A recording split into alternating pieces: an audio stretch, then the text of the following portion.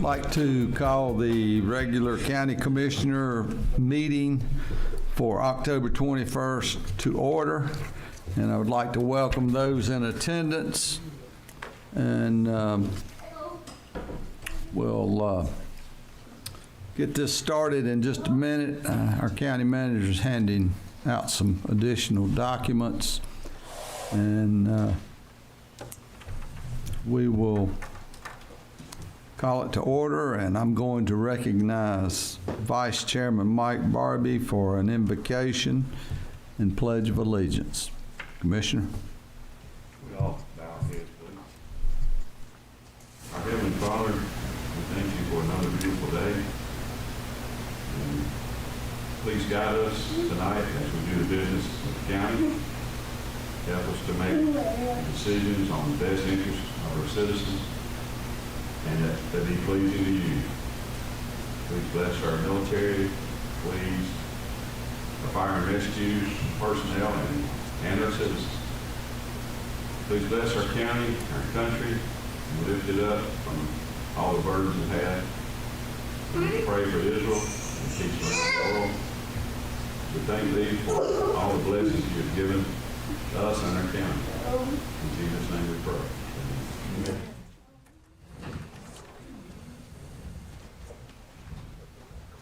I pledge allegiance to the flag of the United States of America and to the republic for which it stands, one nation, under God, indivisible, with liberty and justice for all.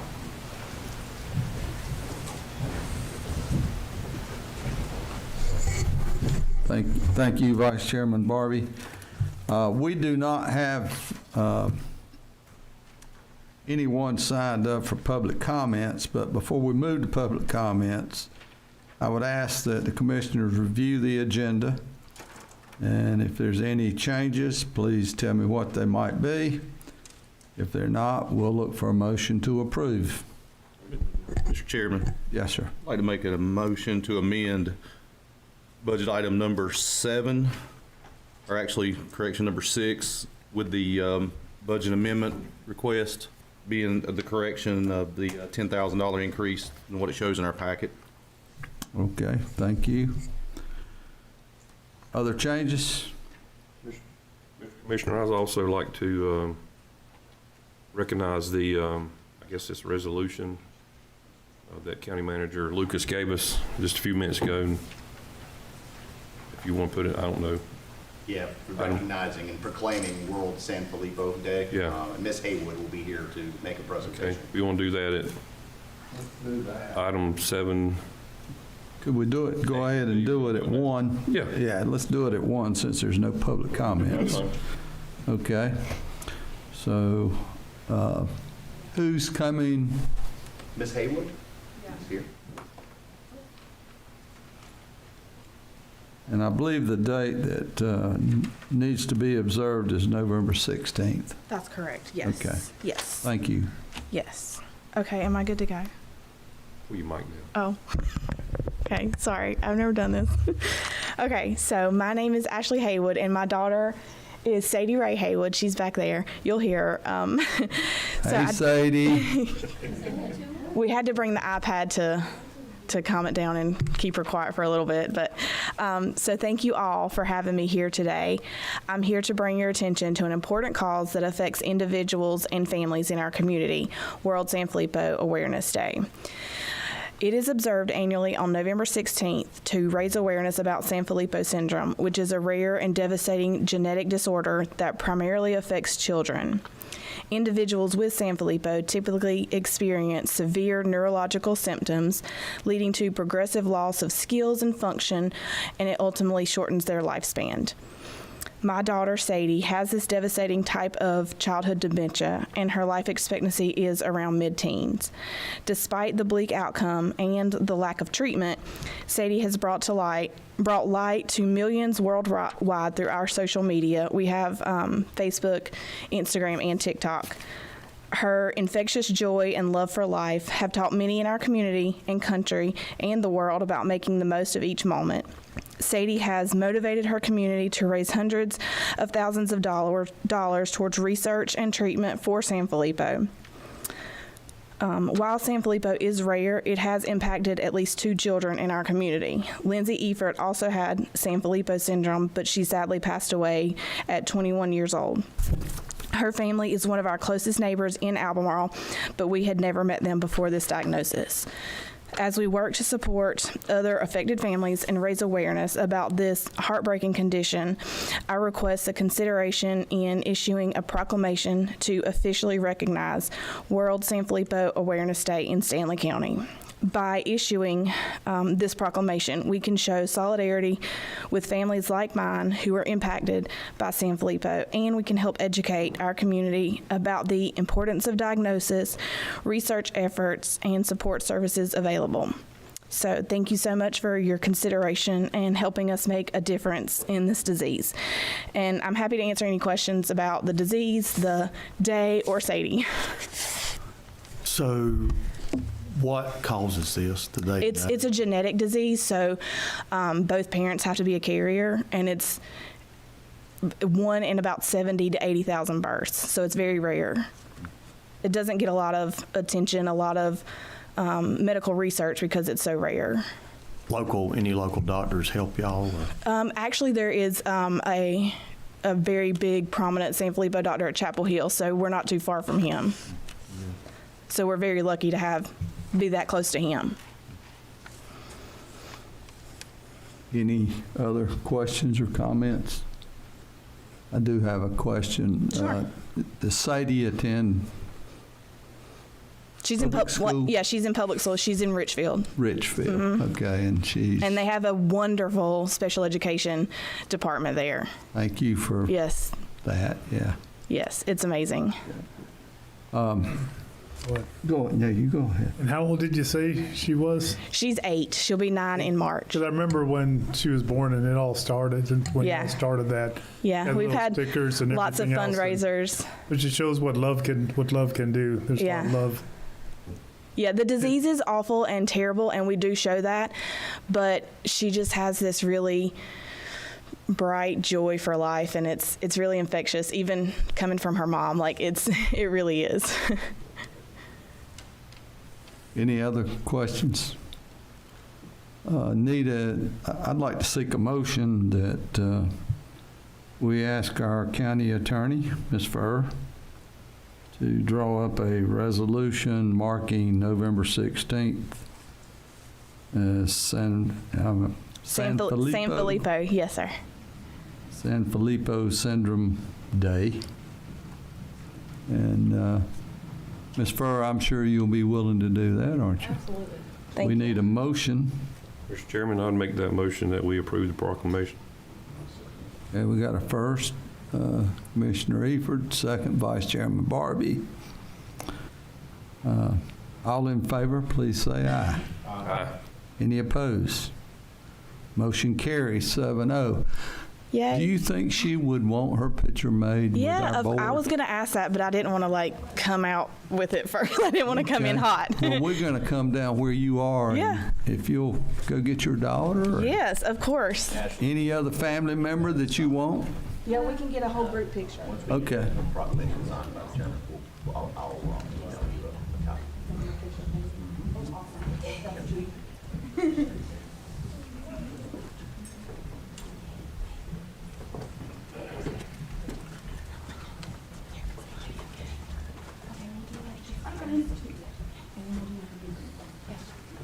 Okay. No touching the computer. Hey, Sadie. Here, I'll get over here and balance on that a little bit. No, it's all right. Can y'all get a wide angle there? Oh, yes, we got you.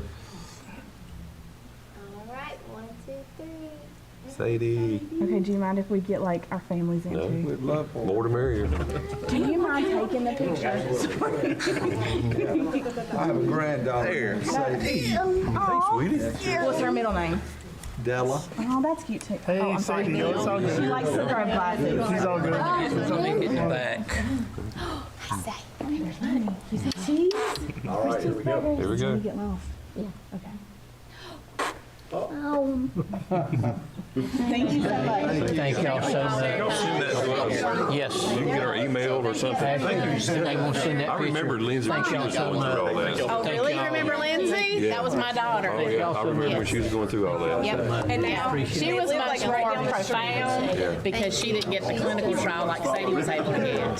So Lindsay was far worse than Sadie. So we really loved living through Sadie. And Hannah's like her big sister. Yeah. Well, Thank you so much. I appreciate it. Thank you for coming. I Thank you appreciate very it. much. Thank you. That's easy. Oh, yeah. Oh, yeah. Oh, yeah.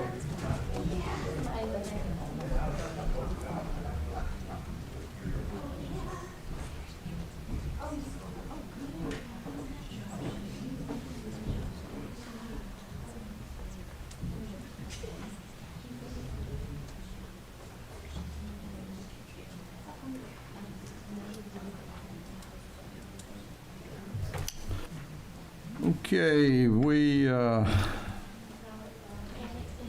need to have a public hearing for 2025 schedule of values. Presenter is Clinton Swearingen, our tax administrator. I know, comes often. Good evening, Chairman, members of the board. I'm happy to be with you again tonight. We were here 2 weeks ago and presented the 2025 schedule of values, and I'm here tonight to hold the public hearing as required by General Statute 105-317. That General Statute says the public hearing must be held at least 7 days prior to the adoption of the schedule of values, which right now the schedule of values is on your adoption timeline to be adopted November the 4th at your next meeting. So that's 14 days from now, so we're well within that 7-day time frame to get these schedules, hold the public hearing. So that's what I asked the board to do tonight, is to hold the public hearing. Okay. I'll declare a public hearing open. Is there anybody here to speak for or against schedule of values for 2025?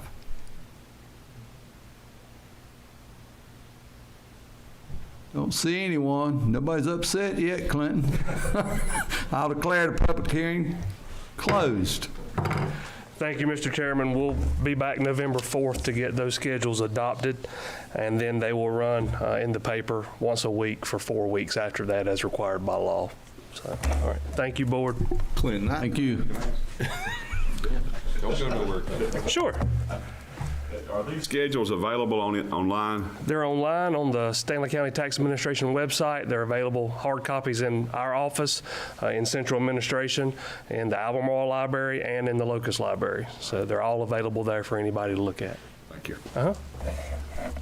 question also, Clinton. The schedules, are they written in stone by the state, or do we have any leeway in that? No, the schedules are 100% our makeup, what we choose to put in them. And that's driven by the market and what things are selling for and what the prices of land and houses, commercial buildings, all that's driven into the schedule.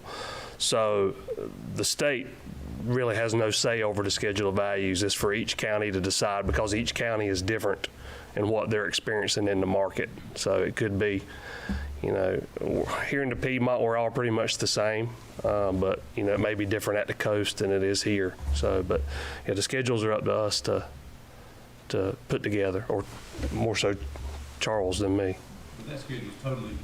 That schedule's totally set by the tax assessor's office. That's correct. Not anything to do with the Board of Commissioners or anything like that? No. What it ensures, Commissioner King, is that a C-grade house, an average house in Richfield, and an average house in Locust are going to start at the exact same base rate. So that's the main thing, is that everything is treated equally and fairly. So if you look at a property record card in our office, you're going to see a C-grade house at this base rate, no matter where it's at in the county. And that's what that's all about, is creating fairness and equity. With the land use rates. What? Yeah. And what determines I'm assuming there's an A, B, and a C grade. Correct. What determines those Quality grades? of construction, design, and then the appraiser's knowledge of what they're looking at and their years and years of knowing what kind of grade to put on it. Charles did just make a good point. So the present use value schedule, which is the it's what we call it the farmer's discount, basically, where they have all this land and they're farming it, so the state allows them to be in this program to get that discount. We do adopt their schedule for that because we don't have the resources to study cash rents and what the prices of timber are and all that. And it's very specific to our region. So online, Mr. Barbie, both of those schedules are there. So the present use value schedule is coming from the present use value advisory board that's got members from the Department of Revenue on it. And we do adopt that. And we're allowed to do our own for the present use value schedule, but we never have because we don't have the resources that they have to compile all those numbers.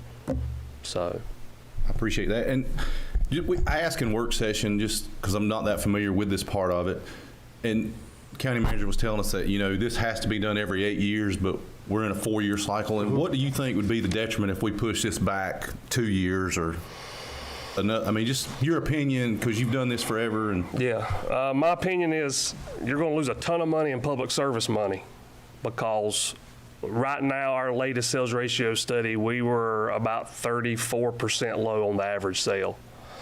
And so right now, the citizens of Stanley County are reaping that benefit.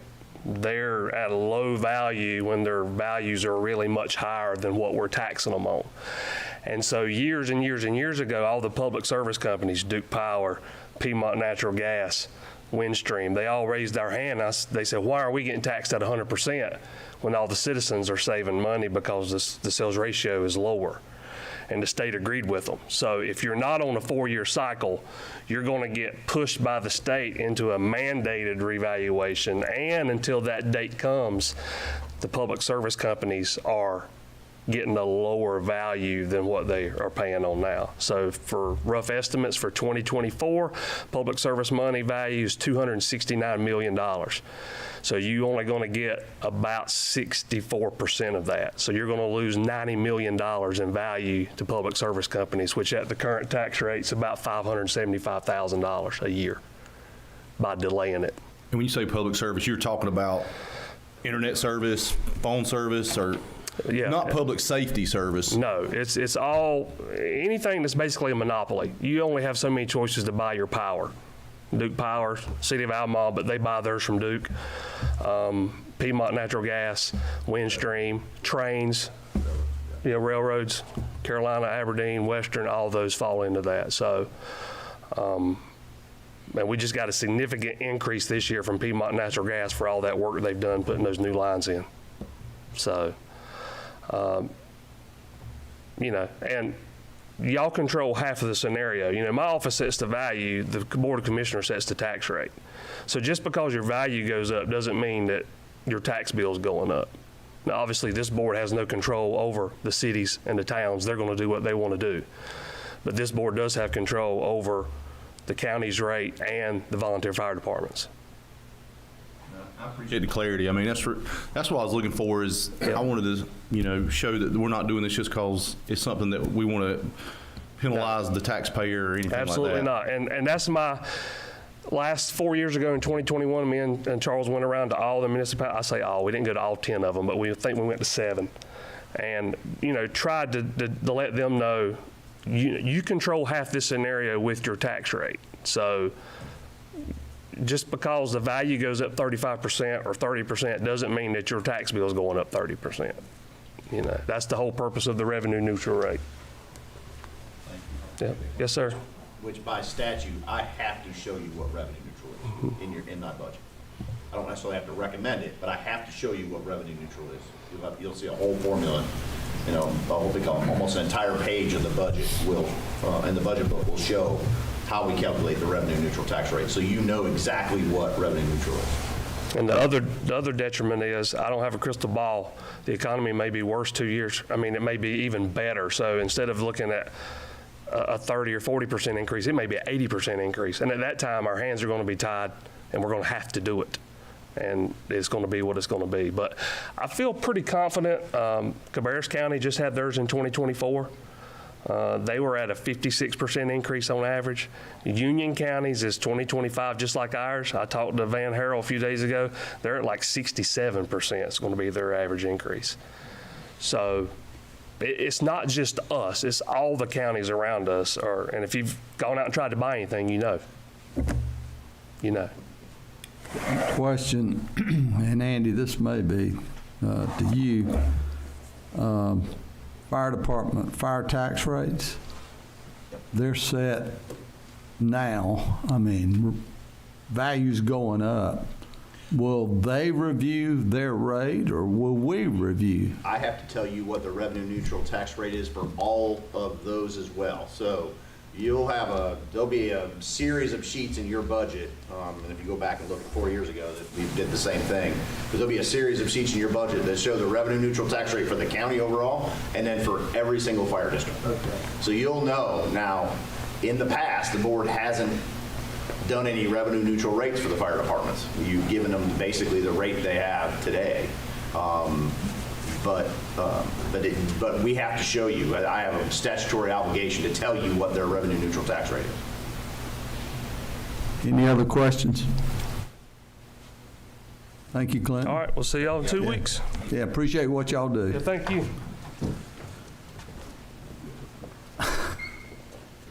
Okay, Dolly Clayton, the Consolidated Human Service Board appointments. Hello, Dolly. Hello. Good evening, Commissioners. Glad to be here tonight. Hello, Dolly. That's right. So I come to you to let you know that the Consolidated Human Services Board made a recommendation that Mr. Jeremy Almond fill the nursing position on the board. And he came to our October meeting and expressed his desire to serve. He initially applied back in July 2023, but we did not have any vacancies at that time. In, I believe, like December of 2023, the nursing position was open. Since that time, he's been the only applicant for the nursing position, and the HHS Human Services Board recommends that you appoint him. You should know, just as an aside, Mr. Almond is the husband of one of the health employees, and she serves as the medical office assistant laboratory tech. However, the Human Services Board did not feel that there was any perceived conflict of interest that would disallow him to serve in the role. I did, and by the legal statute, there is no conflict of interest. However, there could potentially be the perceived conflict of interest, and so you need to be aware of that. And so, in making your decision tonight. Other questions? I make a motion that we approve Jeremy Almond. That's what it was, right, Jeremy? Okay, we got a first by Commissioner Shudo, second by Commissioner Hatley. A quick comment. I would trust that if there were a conflict or perceived conflict to arise in this, it would probably be something specific or something that I'm sure he would recuse himself. Yes, that is the expectation. That has been discussed with him by me. Okay. Any other discussion? All in favor, please say aye. Aye. Any opposed? Motion carries 7-0. Thank you, Dolly. Thank you. Next, we have Stanley County Convention and Visitors Bureau Board of Directors appointment, Casey Brooks. Ms. Brooks, welcome as the new CVB. Hasn't been too long. How long? Yes, sir. It's creeping up on me since May, actually. May, so okay. we're getting towards the one annual, so it's coming fast. But you enjoying your job? Yes, I am. It's been a pleasure and starting to get out and really be able to meet a lot of folks. So it's been very rewarding, and hopefully the service is going well. But thank you guys for having me tonight. I just want to briefly update you guys and ladies. Amanda Rowland has since left the Stanley County Agri-Civic Center. I'm sure you guys are aware of her resignation, and we're now needing to appoint someone to fill that role for that appointment on our board. Again, we meet once a month, the second Wednesday morning of the month.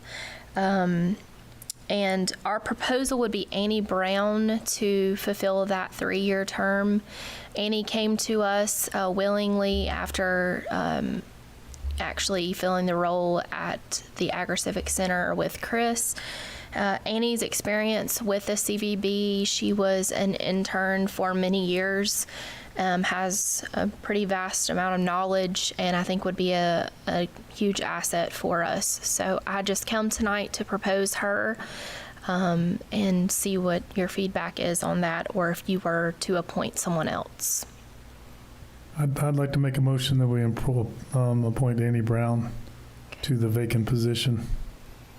We have a motion. Do we have a second? I'll second that, Mr. Chairman. Okay, Commissioner Eford, second. Any discussion? Will we need her to fill out an application for Tyler to have on file? For the volunteer? No, she's a county employee, so I don't believe so. Yeah.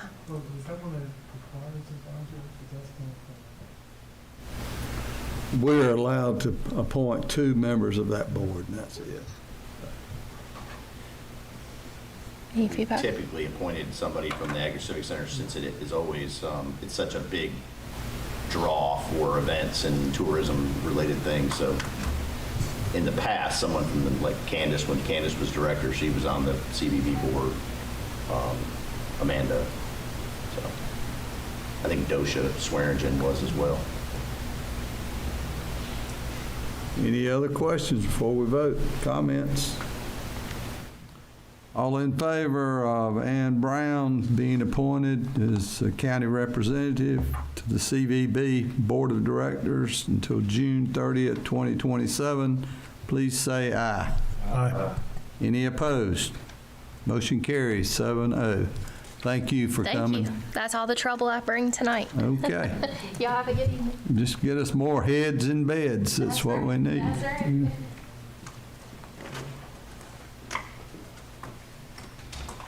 Okay. Mr. Steve Dutton, Transportation Service Director. 5311 Community Transportation Program, fiscal year 2026. Welcome, Mr. Dutton. Well, thank you. Glad to be here. This is our public hearing portion of our fiscal year 26 DOT grant process and this one is both combined administration and capital. Normally we do them separately, but we had asked the state to make an exception and change our process of purchasing vehicles allotment that we were looking at for fiscal year 26 because we have a couple of old transit vans that are quite honestly not able to be used. In fact, we ran them less than 300 miles last year because of rain damage and rot of the floor. They're not safe to transport. So they agreed, and so that's why this is a bit of a change from in the past. We were allotted one vehicle for 26, and we asked for the petition based on years of age on those other 2 vehicles to be able to remove those, sell those without losing our space, and replace them with 2 vehicles that we currently use for transport, which will accommodate 12 or 14 people. And so we combined those together at their recommendation because it was kind of a last-minute thing to slide this under their deadline, and DOT approved it. So our administrative portion is for $272,539. That covers primarily our salaries and things like for everybody in the department and operational overhead for the administrative side of things. And then the combined capital of $270,000 is for the replacement of 2 vehicles. And The ones that we're retiring are going to be our numbers 35 and 36, and the floors are so water soaked I can literally push them down with my thumb, and they won't support weight. You can't use the lift to bring the wheelchairs up. So, and I provided videos of that to NCDOT for their consideration and decision, and they approved it. So we're at the process now, I guess, where we need the public hearing. We've had our public notification that has been in the newspapers, and present that to you for your consideration. How many miles Both of them are just barely right around 30. I think there's about 31,000 on one of them, 35,000 on the other. There had been years ago some damage to the roof, and they had repaired that, but unfortunately they didn't get it sealed, and it went down to the floor, which the subfloor is made of basically plywood, marine grade plywood. Pardon me? Though they're 25-foot, both of them are 25-foot. Passengers 14 to, if you don't have wheelchair in them, you could get 16 in them. And the ones we're looking to replace them will do 12 to 14, and both of them would be handicap accessible and have lifts and all. And as we're starting to see our demographics are showing we're starting to recover and increasing from what we lost due to COVID-19, we really have a need for these other vehicles. Right now, we're turning down some business that we were able to use those, we'd be able to cover. And as we see the continued growth that's projected in the western side of the county in particular, this also helps position us to maneuver in that direction as that continues to grow. Are these vehicles just out in the open, or they have Yes, garages they're parked in? No, sir. They're parked outside, and we take good care of them. Right now, we've moved them off the lot and put them in the back since once DOT approved to be able to sell those and get rid of them, and because they're not usable. And we have received 2 new vehicles in the last fiscal year. And we're parking those out there because they're in transit use every day. Well, 270,000 cover 2 vehicles? Yes, sir. That's actually a little over. Our cost on the last 14-footer that we had was $112,000, and our 12-footer is about $109,000 with the approved equipment by DOT. And it's when you submit for this, you always want to, you can come, you don't have to spend all that's allotted, but you can't go up, you can't spend more unless the county wants to put in local funds to match above and beyond that. And okay, and our local funds are 10%, which would be 27,000. Yes, sir. Okay.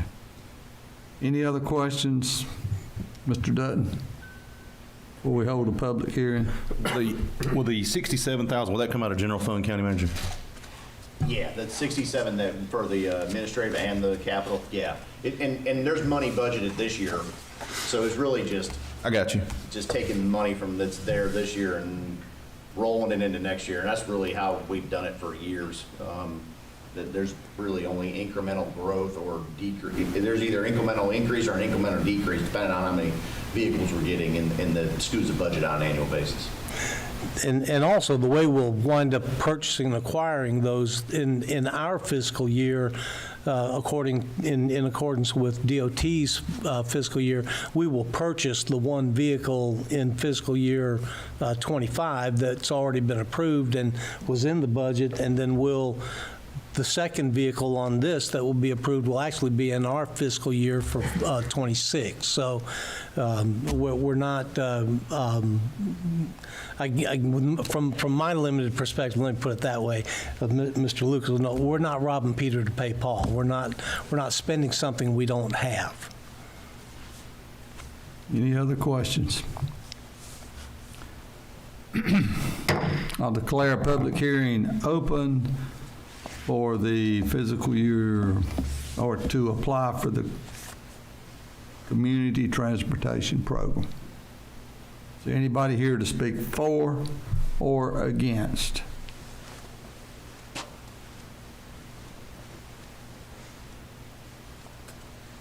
Don't see anyone. Declared public hearing closed.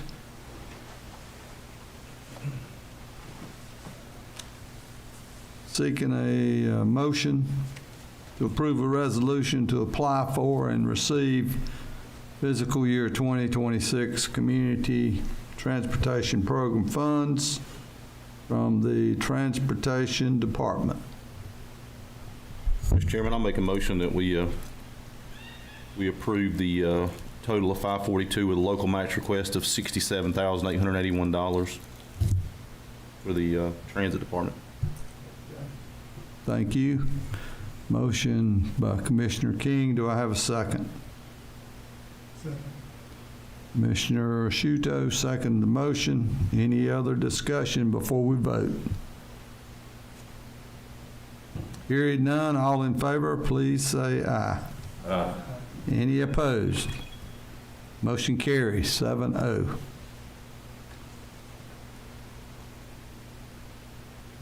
Contract award recommendation for Marshall McCoy Pump Station force main replacement.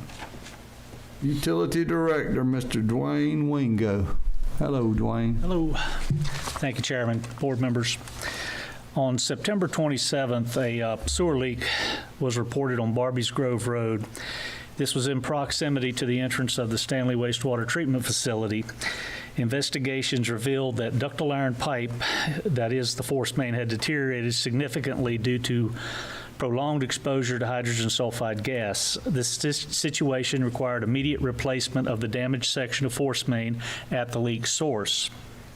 Further excavation indicated that the remaining force main leading uphill to Barbies Grove Baptist Church was also rapidly deteriorating, with visible holes in the top of the pipe evident. Crews temporarily covered and stabilized this pipe until a permanent solution could be arranged. Following the initial response, staff convened with representatives from State Utility Contracting and BRS Incorporated that Monday, September 30th, 2024. It was unanimously agreed that the situation was urgent, necessitating the need for the replacement of at least 700 linear feet of force main at the high spot section before and after Barbies Grove Baptist Church. After further discussion with the county manager and Chambers Engineering, it was decided there was sufficient time to process an informal bid to secure competitive pricing for this critical repair. Chambers Engineering and staff developed a bid package for the replacement of the 700 feet of 16-inch DIP with 16-inch PVC force main that is resistant to hydrogen sulfide gas. This project would commence just after the first driveway entrance to Barbies Grove Baptist Church and extend up and then down the hill. This area is particularly susceptible to the accumulation of hydrogen sulfide gas in the force main due to its elevated position and a steep descent towards West Stanley Wastewater Treatment Plant. This year, additional high points along the force main will be evaluated with any necessary pipe replacements incorporated into the Stanley County Sewer Master Plan, which aims for their completion within a 5-year window. Chambers Engineering is currently finalizing this comprehensive sewer master plan. Moreover, it is noted the upcoming West Stanley 2.5 million gallon per day plant expansion includes a new 16-inch parallel PVC force main. Once this parallel force main is installed, it will allow for scheduled replacements of the remaining sections of any existing deteriorating ductile iron pipe, thereby reducing the need for these emergency repair contracts. Bids for the replacement work were opened on October 15, 2024 at 2 p.m. The lowest bid was submitted by BRS Incorporated from Richfield, North Carolina, in the amount of $229,750. Dillinger Construction was the second low bidder at $442,690, followed by State Utility Contractors at $491,000. A bid tabulation has been prepared by Chambers Engineering and is attached. Following an evaluation of the submitted bids, staff recommends that Stanley County Board of Commissioners approve the informal bid from BRS Incorporated for the replacement of the 700-foot of the McCoy Pump Station force main situated near Barby's Grove Baptist Church. Additionally, it is requested the board authorize staff to execute a contract with BRS Incorporated for this project. Lastly, staff recommends that the board approve the accompanying budget amendments related to this project. These amendments include a transfer of $229,750 along with a contingency allowance of approximately 5%, totaling $11,500 for any unforeseen expenses. This results in a total budget amendment transfer of $241,250. This funding will be drawn from unspent American Rescue Plan funds allocated for the Meadow Creek Church Road Water Main Extension Project, thus eliminating the need to utilize retained earnings. Thank you.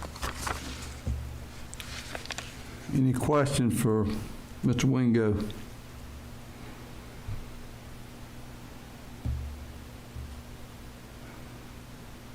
I think mine's just more of a comment. I was surprised to see the price differences between the bids that you received. I mean, the next highest was $200,000 more.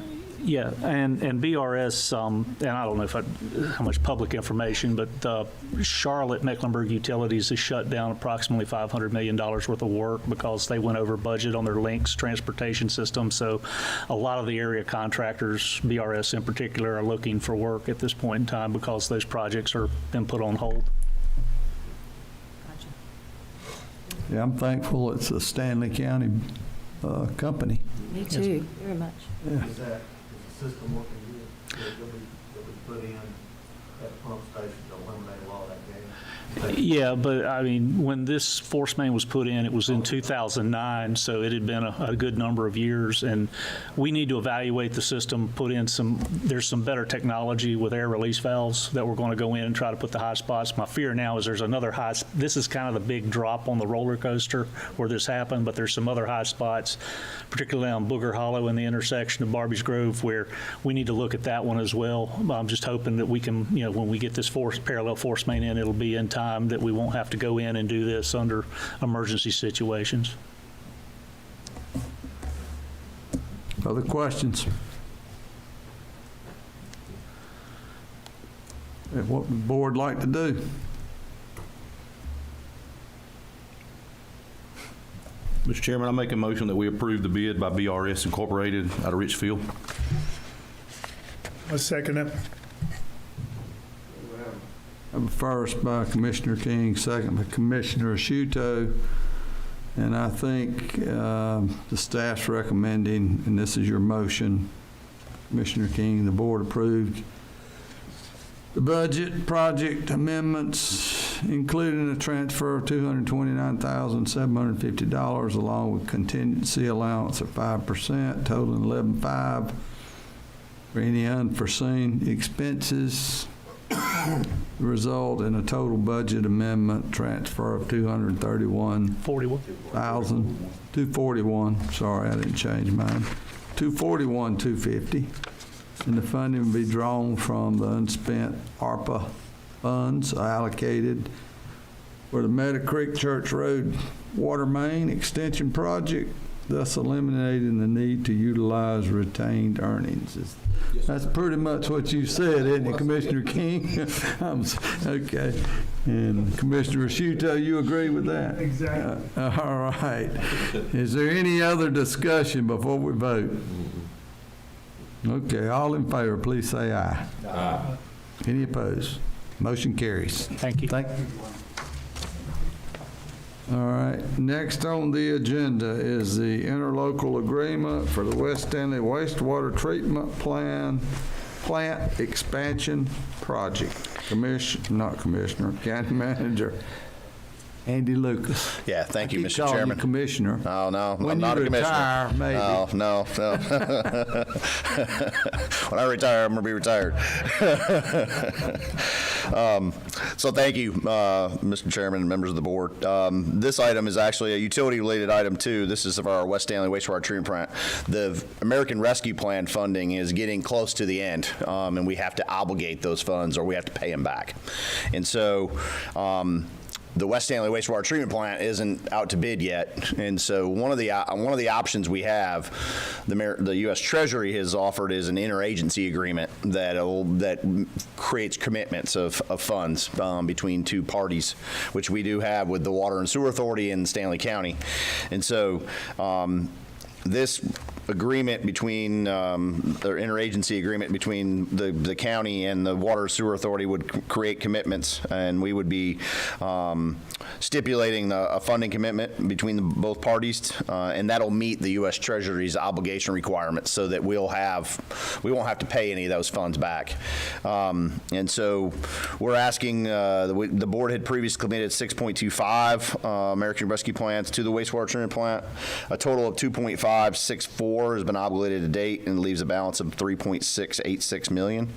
And so that's what's contemplated here in this draft local agreement. And then the Water and Sewer Authority will commit $25,000 towards that project, since they do have some water customers that will benefit from the ability to treat that water. And so this will allow us to meet the stipulations of the Treasury, so we're not in a situation where we have to pay funding back, because if we were in a bid situation, we'd be able to, had been part of the bid, we had a number we could bid, but it's not there yet because we haven't put it out to bid. So we had to come up with another way to obligate these funds, and this interagency agreement will allow us to do that. I'll be happy to answer any questions. Any questions? Hearing none, what's the pleasure of the board? Mr. Chairman, I make a motion that we approve the interlocal agreement with Stanley Water and Sewer Authority. Okay. Need a second? I second. Commissioner Shudo second the motion. Any other discussion? All in favor of the motion, please say aye. Aye. Any opposed? Motion carries 7-0. Thank you, County Manager Lucas. You're welcome. Okay, we have the consent agenda, and I'm sure everybody's had time to look at it. Is there any item that would like to be pulled or discussed? If not, may I have a motion? I make a motion we approve the consent agenda. Okay, have Commissioner Shudo. Do we have a second? Okay, Commissioner King. Any discussion? All in favor of the consent agenda, please say aye. Aye. Any opposed? Motion carries 7-0. Okay. Brings us down to commissioner comments, and I'm going to start with Commissioner Crump. No comment. Commissioner Hatley. I don't have much. Everybody go vote. That's it. That's real important. Vice Chairman Barbie. I'm good too. Thank you. Okay, and I'm going to go ahead and speak. Yeah, I voted today. My wife did also. And I encourage anybody that's registered to vote, please vote. And the numbers so far are way exceeding the 2020 election. And if you don't vote, you don't have a right to complain. So please vote. Commissioner Eford. I was going to say that too, but I won't. Halloween's coming up. Be sure your kids are safe. There's several things going on. Oprah's having one, I think, this weekend, Saturday, if I remember correctly. New London's having one. Locust is having one on Halloween night. So just be safe out there. This ain't Mayberry anymore, and, there's a lot of crazy folks out there. So be safe. Thank you, Mr. Chairman. Commissioner King. I just want to thank Sadie's family for coming out tonight and pointing that out to everybody and how important that is, and just prayers for them and prayers for the country as we go through this election. Thank everybody for coming out tonight. Thank you. Commissioner Shuto. Quick shout out to Commissioner Eford, won a major award, I believe, Yes, he did. for his profession and play. I can't remember the exact one, but it was a pretty major one. And then just want to remind people to get out and vote. Whether you vote all Democrat, all Republican, or split your ticket, it's important to go out and vote. And then just to remind people of what happened in 2000. And that election came down to Florida.